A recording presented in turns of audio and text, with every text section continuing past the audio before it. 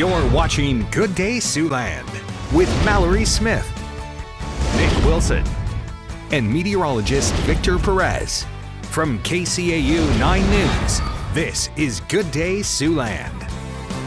Good morning. It is 6:45 on this Friday morning. I'm Mallory Smith. I'm Nick Wilson. I'm Victor Perez. It's Friday. I'm super excited about it being Friday. I know we don't have really getting out kind of conditions or temperatures for this Friday, but it's not too bad. I mean, we're getting some rain, and that's nice. There's a little bit of drizzle popping up here and there, some light rainfall, but I mean, it's not awful. We're starting off in the 50s here in Sioux City, as it's looking a little hazier, at least as we're taking a look out here from the studio. I know we just looked out from the downtown camera, if you caught that before the break, and it looked a little bit brighter out there with more cloud coverage here in the studio. As we see, the temperatures are starting close to 50 degrees in Sioux City, as well as in Mars and Cherokee. Traveling to our west, though, those temperatures dropping off and feeling colder, as we'll see that winds are going to show where the front is moving along.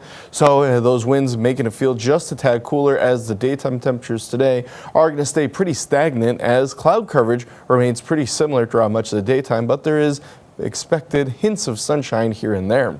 Back to you, too. Thanks, Victor. Looking forward to those hints of sunshine. Yes. Well, the latest government report card shows the economy continues to grow, but many economists still think a recession is right around the corner. The economy grew at a 1.1% annual rate in January through March, but experts say a recession could hit as soon as this quarter.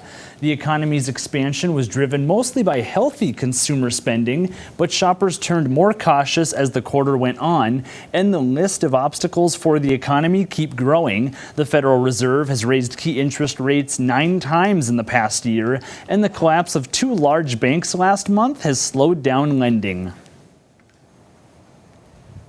And meanwhile, some sad news for the city of Sioux City. A longtime educator and civil rights leader, Flora Lee, has passed away unexpectedly. Flora Lee was 68 years old. She had recently been appointed the executive director of Sioux City's Women Aware organization. Lee was previously a special education strategist and consultant for the Northwest Area Education Agency for 20 years. She even held a position on the Sioux City School Board for 12 years, serving as president and vice president. We will provide details on funeral arrangements once a funeral is announced. Changing topics, future doctors, teachers, engineers, and just about any other profession you can think of all gathered at the Orpheum Theater. Since 1983, KCAU has been bringing valedictorians together from across Siouxland to celebrate their status as the best of the class.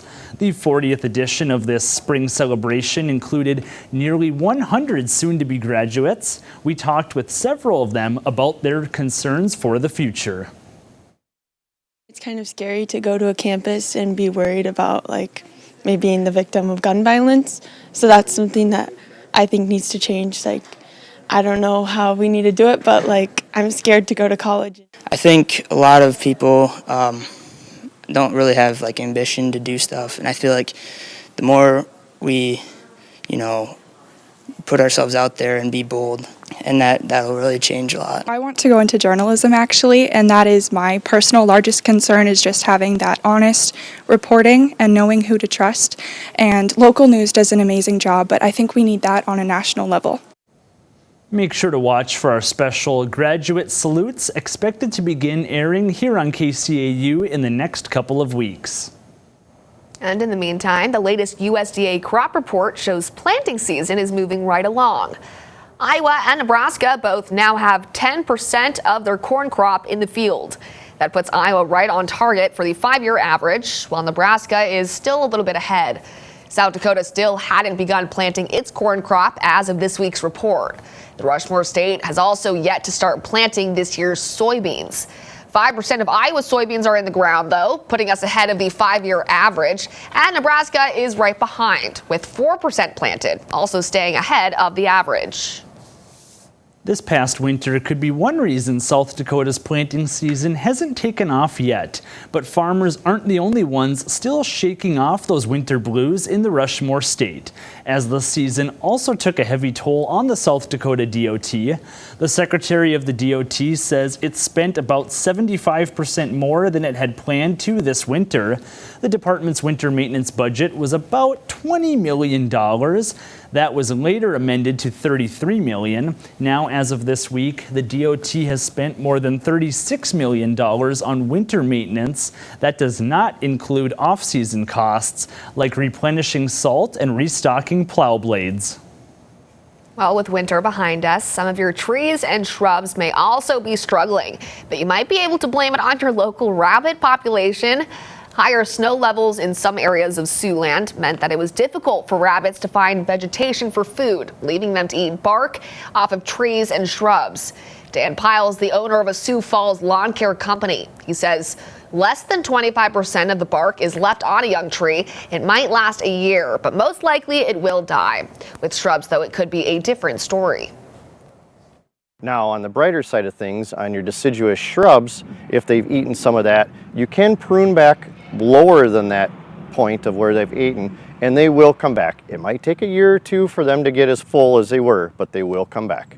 And another bright side, spring is a great time to plant new trees and bushes if some of your old ones just aren't going to survive their battle with the bunnies. All right, well, now it's time to meet today's Stray of the Day. And every day we share a pet picked up by Sioux City Animal Adoption and Rescue who's waiting to go home. This is Felix, a 1 to 2 year old male black and white cat. Felix was abandoned at the shelter, so we don't know much about his past, but the shelter says he's a very shy and reserved little guy who just wants a quiet and cozy place to call home. Felix is available for adoption now. And if you lost your pet or if you're looking to adopt, you can visit the rescue's website. That'll be at SiouxCityAnimalRescue.com. He's going to get real cozy today with some of these conditions we've got going on, but I love the name Felix too.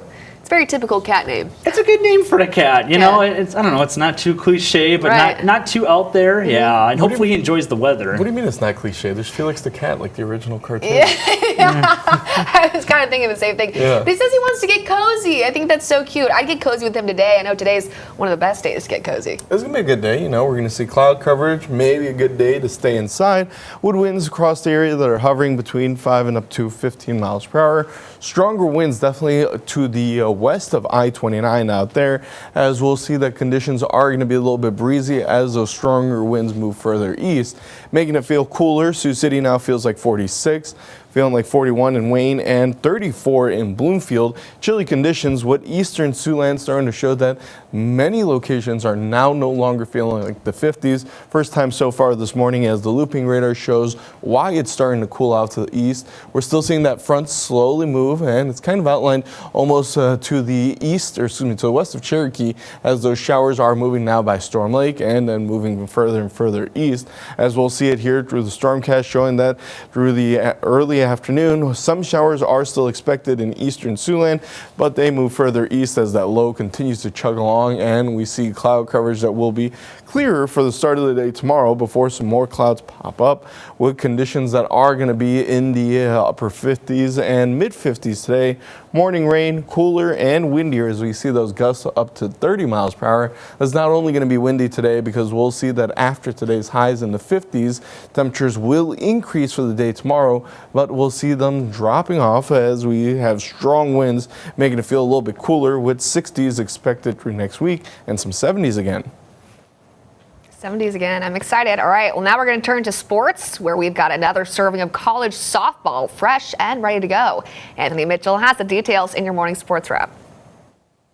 Good morning, Siouxland. We had ourselves a crosstown clash on the softball diamond as the Morningside Mustangs made the quick trip to Briarcliff to take on the Chargers in a doubleheader. These games have plenty of implication in the GPAC standings. A pair of wins for Briarcliff would leap them over Morningside in the conference standings, while the Mustangs, they have other plans here on the road. Chargers starting off the scoring. Allie Nauman at the grounder up the middle. It's fielded by Morningside, but they simply have nowhere to go. Kylie Lukes takes advantage and scores. BCU strikes first. Briarcliff with a good start. Mustangs trying to muster some momentum. Check out the reflexes here from the first baseman Kennedy Jones, fielding this one taking care of the rest to get out of the inning and easy out there. Morningside would make the most of it at the plate. Michael and Gray puts this one just out of reach of the outfielder, heading all the way to second base for a big-time double. A couple of batters later, Morgan Nixon up to bat. She hits one into the outfield. That score, Gray, as Morningside squeaks past Briarcliff 2-1.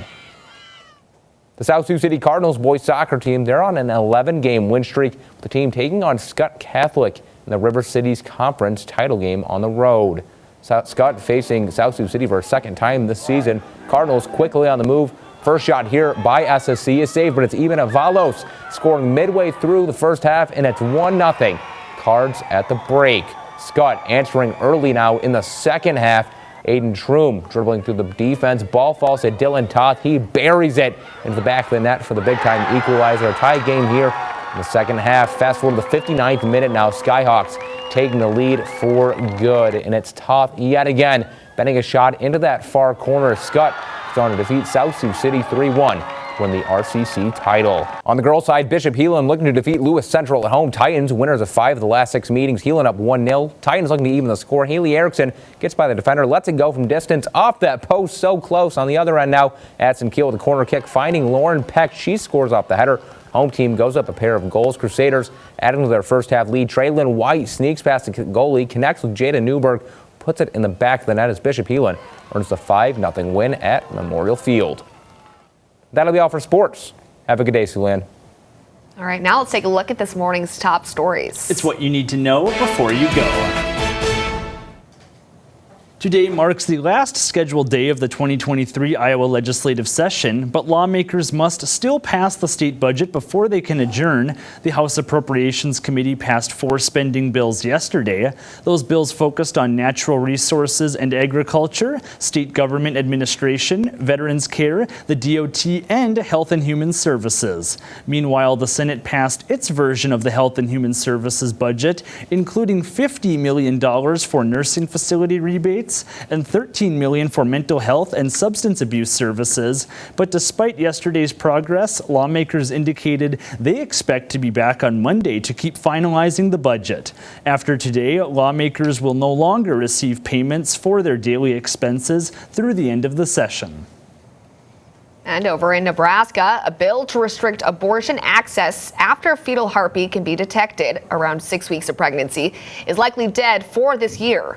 LB 626 fell 1 vote short of breaking a filibuster yesterday, and it failed to pass its second reading. The lack of the final needed vote came when State Senator Merv Reapy abstained. He was a co-signer of the bill, but wanted to extend the bill to apply after 12 weeks of pregnancy, saying 6 weeks is too early for many people to even know that they're pregnant.